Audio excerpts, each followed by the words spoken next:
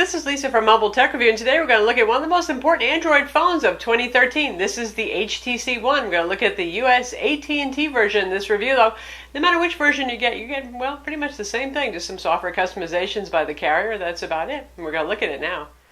The phone will be available April 19th in the US on AT&T and Sprint. T-Mobile says coming this spring. We don't know when yet. It's $199 for the 32 gig model, which is going to be available on all the carriers. We don't know T-Mobile's exact pricing yet, since they're now the uncarrier and they don't do standard subsidized phone pricing.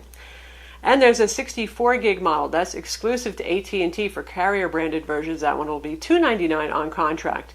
Now HTC is also selling this direct and unlocked. There's a 32 gig version, and that one's $575, and again, you can use it with whatever carrier you want. And they're selling a developer edition of the 64 gig, which is both SIM unlocked, so you can use it with whatever carrier you want, and bootloader unlocked, so you can go to town with custom ROMs if that's your thing.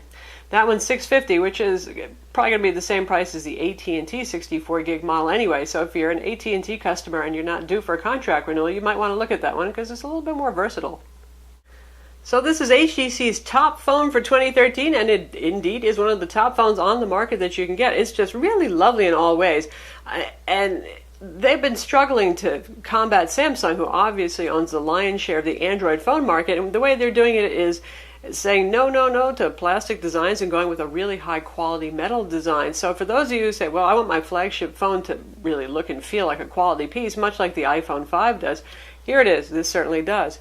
4.7-inch Super LCD 3 display, full 1080p resolution. That's 468 ppi pixel density.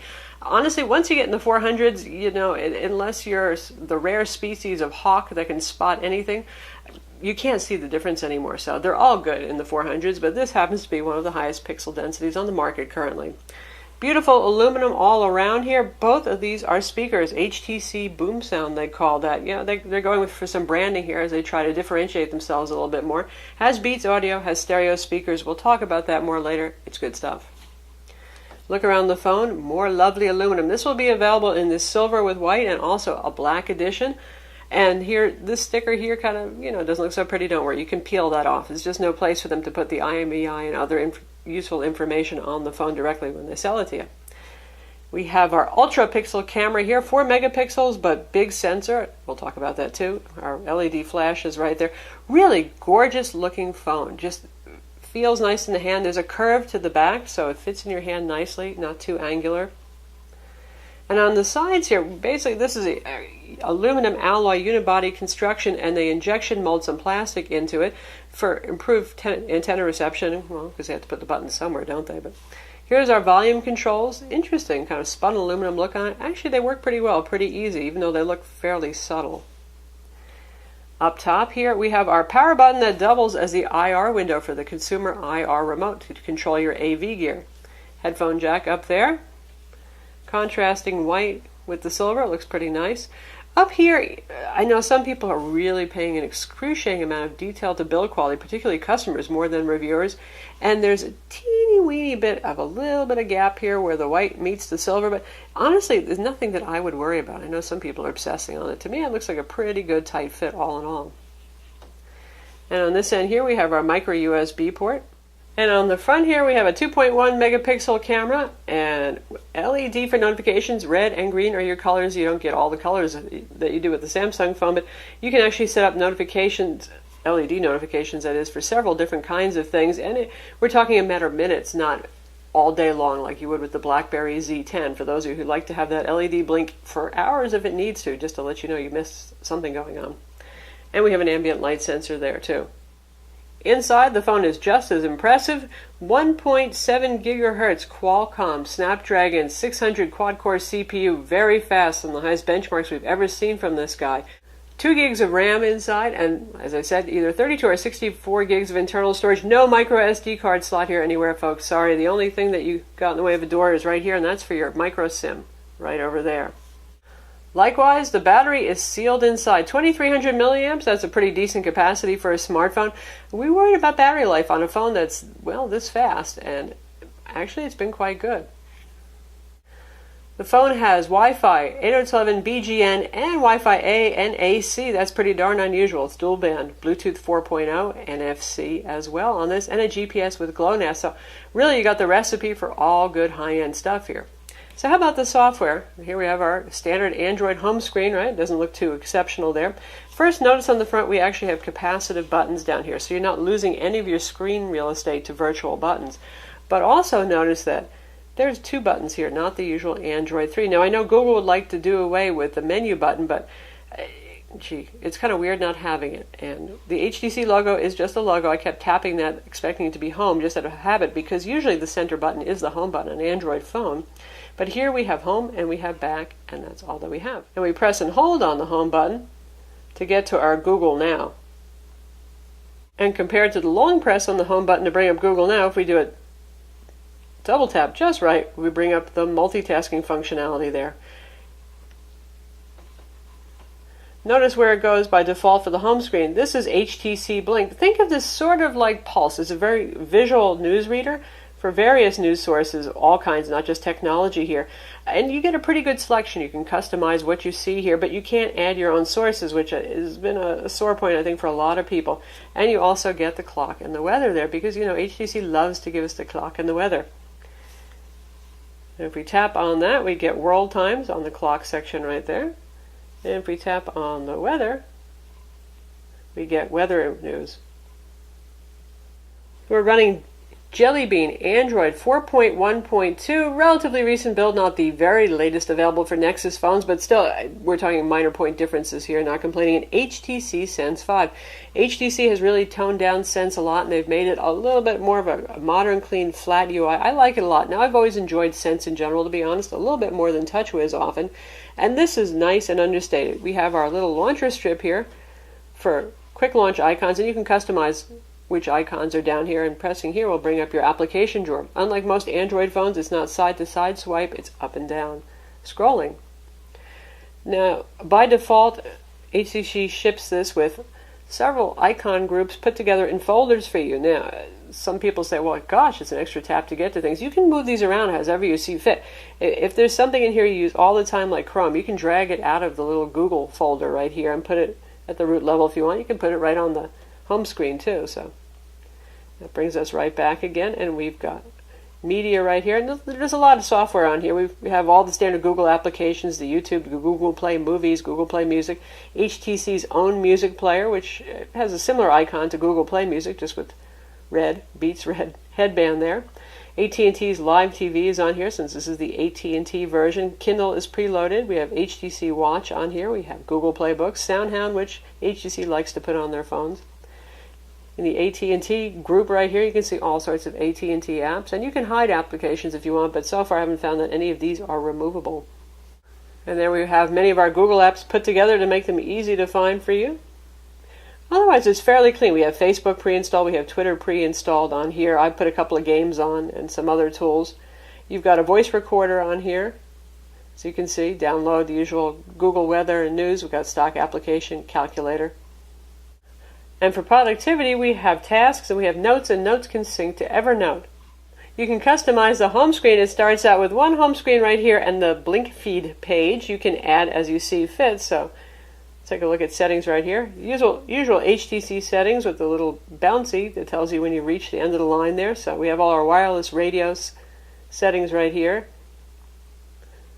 Backup, content transfer, Beats Audio, which by default is on and now works for the speakers too, not just headphones. And under personalize, you can see we can change our wallpaper, the lock screen, customize the home screen. You can also do a long press to do this. If I hit add panel, I can add another panel, so you're not limited to just the screens it starts you with. And there's a whole lot of widgets here. AT&T Navigator, AT&T Smart Wi-Fi, bunch of calculators, a couple of calendar views, bookmarks. Some of those are the usual Google things right there. Facebook stuff, Gmail, Google Play, Google Now, Google Recommends, music playback widget, and wireless radio controls. I find those particularly handy to put on the home screen because unlike Samsung phones, you don't, or even just vanilla Android Jelly Bean phones, you don't swipe down and get quick access to your wireless radios and your screen brightness, so it's nice to have those without having to go through the whole settings march right there. So there's various individual wireless radio controls or a dashboard for several of them put together. And then we have a power dashboard as well.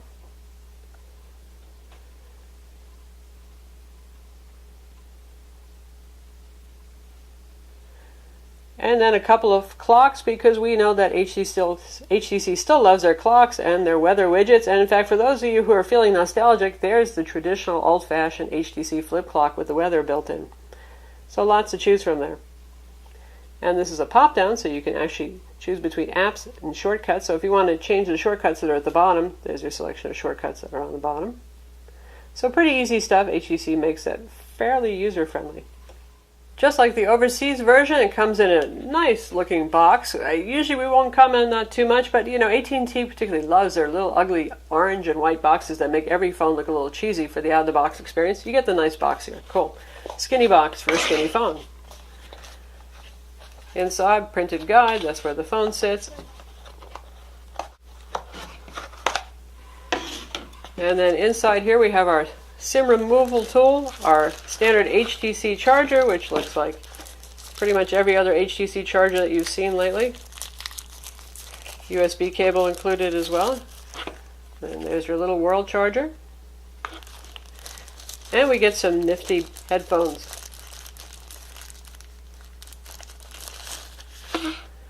These are the spaghetti wire style headphones that are pretty trendy right now, and they sound pretty good too. Often when phones come bundled with a headset, it's pretty depressing stuff, but this is actually not bad.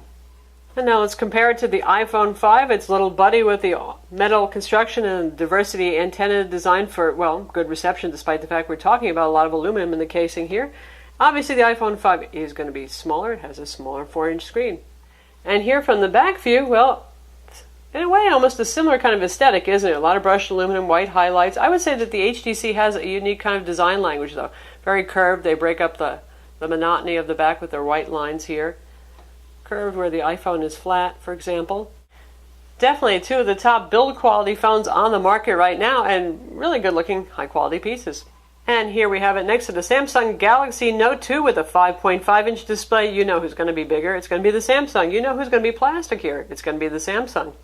But there they are together to give you an idea of the size difference. Significant. And the back view. And here we have it next to the Sony Xperia Z, 5-inch display on the Sony, also full HD 1080p. Certainly an interesting comparison, particularly for those of you who are overseas, because you have the Xperia Z on carriers. We don't yet in the US. We will get the ZL, which is slightly smaller, as an unlocked phone in the US. Anyway, both high-quality phones. The Sony goes with glass front and back, so a different look and a more angular design. Just about the same size, though, so that's interesting. Even though the HTC has a 4.7-inch display, it's cutting about the same footprint, just a teeny bit smaller, hardly, than the Xperia Z. And on the back view, we have black plate of glass here, and we have, of course, the aluminum here. And in terms of thickness, well, they're both thin phones. And lastly, of particular interest to you photo buffs is the Nokia Lumia 920 versus the HTC right here. This has a 4.5-inch display, the Lumia, so it's really not much smaller. Go figure. Of course, the Lumia is a bright, colorful phone available in several stunning shades versus the aluminum understated thing going on with the HTC. In terms of speed, the phone just feels chronically fast. It doesn't lag, it doesn't bog down, it handles many applications running at the same time. I played Real Racing 3 with it, minimized that, just switched around to other demanding applications, gone back and forth, and nothing slows this guy down. And on synthetic benchmarks so far, it is the fastest phone on the block. Now, when the Samsung Galaxy S4 comes out, also using the Snapdragon Qualcomm 600 CPU with Adreno 320 graphics, then it'll be interesting to see who's faster. My guess is they're going to end up benchmarking about the same and both feeling fast. But for synthetic benchmarks, Quadrant 12,252. That's more than twice as fast as most high-end Android phones on the market, and it's even faster than the very fast LG Optimus G. On Antutu, 24,589, insanely fast. That's really, really good. For GL Benchmark 2.7, using the Egypt 2.5 HD test, Off screen, we got 37 frames per second and 33 on screen. Now, that's a very demanding new version of GL Benchmark, so those are actually very good scores. SunSpider, 1155, and lastly, Geekbench 2, 2637, making one of the fastest phones ever on Geekbench. Reception on the phone has been good. No problem because of the aluminum casing whatsoever. HTC really did go with some serious antenna design and diversity radio inside to control that. And you can see our data speed tests on AT&T's LTE network have been excellent. Now you get a different range because it depends on where I was. Some cell towers are quicker than others, and also I was using a couple of different test servers on there, but you get the idea. And our average was generally in the upper 18s, 19s for download speeds, and upload speeds. You can see where we're at right here, anywhere from about 6 megs all the way up to 17 or so. So very good data speeds on the phone. Call quality on the phone has been good, but not excellent. Not as clear, not as easy to understand as my Samsung Galaxy Note 2, for example, on the same network. A little bit more digitized sound. The active noise canceling on the HTC sometimes results in slightly robotic sounding voice incoming and outgoing that can make it a little hard to understand. The on-screen dialer, large and easy to use, and whoever you called most recently is going to be up here, and then we can slide through favorites and history right up here to get to other stuff. Now, when I said call quality wasn't superb, it's not abysmal either, so don't have a panic attack if you really like this phone. It's just not the sharpest phone that we've heard so far on AT&T. HTC, like Samsung and Sony, is now getting into the AV remote gear thing, and we've got, again, that IR port right up here, consumer IR remote control on here, and it's a content-oriented kind of thing. Definitely listed all the providers in our area, and it also supports some other services online like Crackle. Pretty cool. You tell it some of the shows that you like, and it tries to come up with things that are interesting. We have our Today view, our This Week view. My videos is just locally stored stuff, and any show that I mark as a favorite and I say I want to track will show up here, so I can keep track of what shows are upcoming that I'm interested in, which is pretty nice too. And up here we have our shortcut to our AV remote control right here, and you can control your basic home theater gear, your TV, your AV receiver, your cable box. That all works pretty well. And if we go home, you'll see that little film symbol right there. I can just jump on and turn on my AV gear and control stuff right here from the taskbar without actually having to go into the app, which is pretty cool. The phone has both Chrome installed and the older WebKit web browser, because that allows, in this case, not so much HTC, but AT&T to customize the browser a little bit. We'll talk about that. But you can see we've got Adobe Flash Player here. Now, I didn't put that on. It comes pre-installed, which is pretty darn awesome, and that works with the older WebKit browser, which is the default browser on the phone unless you choose to change it. So for those of you who love Flash, that's the bomb. And if we take a look at the web browser here, we'll go to landscape mode, you can see we have this little drawer here, because every time you change a page, this is the little AT&T sharing strip. I really hate this thing, honestly. Guess what? You can disable it, though. So you don't have to put up with that if you don't want it. Anyway, once you start scrolling through a page, it does disappear again, so no problem with that. Here's our on-screen keyboard, typical stuff for HTC. You can press and hold to get your alternate numbers and your symbols and all that kind of thing. I always like their keyboards. It works pretty well. It's nice, it's big, it's roomy.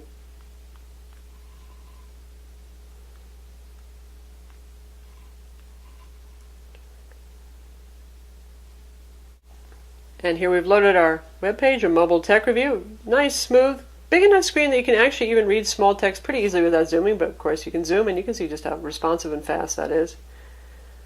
Plays HTML5 video just fine, works well. We're going to focus on some higher quality video playback locally stored in a moment instead, though. And then we're going to check out Gallery, which has some neat animations going on. Notice right here, the cat is actually moving, for example. And once again, if we're in event view, we get the same neat thing here, and things are categorized by events, and I'll show you a neat effect that HTC does. So here right now we've got a little animated cat going on, a little presentation, and some stills to look at, and if we tap that, we'll see. And there are various effects. This one is called Eiffel for Eiffel Tower. You get French music and it's black and white. I don't think that's too suitable for my flower picture, so I'm going to change that to something else.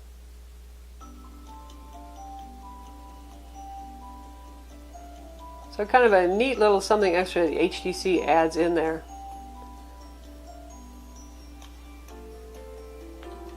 And HTC has a feature called Zoe, which basically shoots a 3-second video clip, many photo frames, and creates a little in the moment, sort of like Vine. Just an interesting little snippet feature. I know some people really love that. It's kind of neat. To me, I actually like what they do with the gallery a little bit better. I find it more exciting. Speaking of the camera, again, it's a 4 megapixel, but it's ultra pixel actually camera on the back. What that means is the pixels are actually larger on the sensor. For those of you who are photography buffs, you know that larger sensors let more light in and more color, so you actually get better low light shots. And you know what, even in daylight, compared to some of the higher megapixel cameras on the market, this has done a really nice job taking pictures. A little bit over sharpened maybe, but honestly some really nice color saturated photos right here. And if you want to shoot a Zoe, you can see we got the little blue button right there. We can shoot a Zoe and it's going to fill up the frames and make something out of it. Or we can just do a regular still shot, or we can shoot a video. Shooting is very quick. And right now we're in Zoe mode, so you can see how it's filling up the frame. That one probably won't be too exciting since I wasn't moving the camera around any. And we'll turn Zoe off. And you can see the modes here. We have HDR, we have night, we have various scene settings, switching between the cameras, a sweep panorama, self-timer, quality, ISO, white balance. So full array of options here. Really takes lovely pictures. We have flash control up here, and you know what, this phone almost never fires the flash, even taking pictures in a really, really dark setting. I'm not talking, well, not so great lighting in your living room. I'm talking almost dark. It's just amazing what it can do. This one was taken in a fairly dark room. There's a little bit of sunlight coming through. Lots of sharpness, lots of detail, good color. You can really see the fur, the color of his eyes, the whiskers. It's definitely nice stuff. And here's a video that was shot at night with one incandescent 60-watt bulb far away. Again, no flash, no other lighting. It just really did an amazing job of bringing out the colors and everything. So I give this camera a big thumbs up. And daylight shots, also very nice. And here's a shot taken outside with a very white subject. I was testing to see how much it would white out, and it actually did a pretty good job there of capturing some of the detail of those flowers against a dark fence. Lots of detail, lots of color. A nice natural kind of feel to the photo. Doesn't look digital and two-dimensional at all. Good stuff. Now we're going to test 1080p video playback. Of course, that will play natively without any kind of scaling on this display. And the thing to pay attention to isn't just a gorgeous display, but it's the speakers. It sounds so rich and full. It really puts my Galaxy Note 2 to shame and my Galaxy S3. Feet tall, with razor-sharp claws. The volume most of the way up. Sounds as good as a lot of Ultrabooks, to be honest. His face scarred. And tablets. And it looks great too. I drew my sword. Trump! Dad's leg was clean off. Oh, that's my favorite. So definitely an awesome multimedia device. Okay, so we have a really fast phone here, reasonably large display, full 1080p. Even on auto brightness, I like HTC because they don't go real dim with the auto brightness. It's actually pretty bright, so they're not really dimming it down. Battery life has been good on this. I have had no problem making it through the day compared to the HTC One X Plus with the NVIDIA CPU, where you could just watch the battery bar go down while you were playing a demanding 3D game. This guy really just works well with moderate use throughout the day. And I mean playing some games, streaming some video, making phone calls, web browsing, email, all the things that you usually do with a full-featured phone. So far it's been quite good. The back being aluminum and having a fast CPU inside, it does get warm, but it so far has not gotten burning hot. Speaking of performance, let's test out gaming and see how it does. And here we are in Ravensward, a really nice game, pretty demanding, and you can hear how good the audio sounds, and it certainly looks gorgeous too.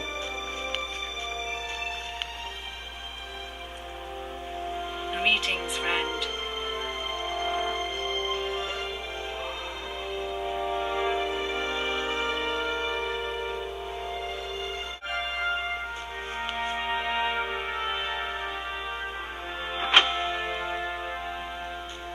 It plays beautifully.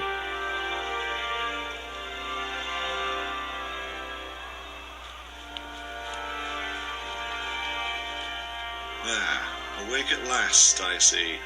It's good to see you up and about. So that's This is Ravensford. the Guild Hall of the Champions of Tyreus. And I am Perdis. And now we're in Real Racing 3. See how that plays. Hint, it will do well.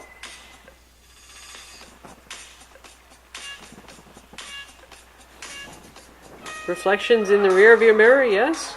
Great frame rates, you bet. Sharp display.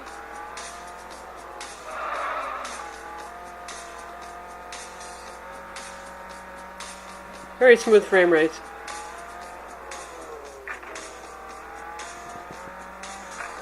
And you'll get real-time damage effect here, I know, because I was smashing a couple other cars and my windshield got all cracked up.